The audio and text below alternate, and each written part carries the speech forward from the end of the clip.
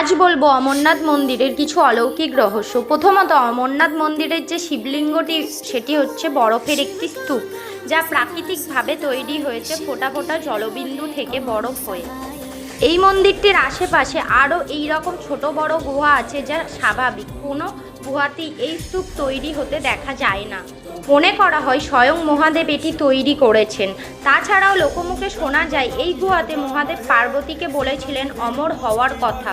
সেই কাহিনী থেকে মহাদেবের নাম হয় অমরনাথ, যা লোকমুখে এখন অমরনাথ মন্দির হিসেবে লোকে চেনেন। এছাড়াও এটাও শোনা যায় মহাদেব ও পার্বতীর কথা শুনে ফেলেন একজোড়া পায়রা, এবং ওখানকার স্থানীয়দের বিশ্বাস অনুযায়ী শতাব্দীর পর শতাব্দী ওই স্থানেই একইভাবে ওই একজোড়া পায়রা এখন অবধি ওখানেই বসবাস করে। আরও একটি অলৌকিক বিষয় হলো এই অমরনাথ মন্দিরের এই বরফের স্তূপটি পূর্ণিমার রাতে ছোট থেকে বড় হতে দেখা যায়।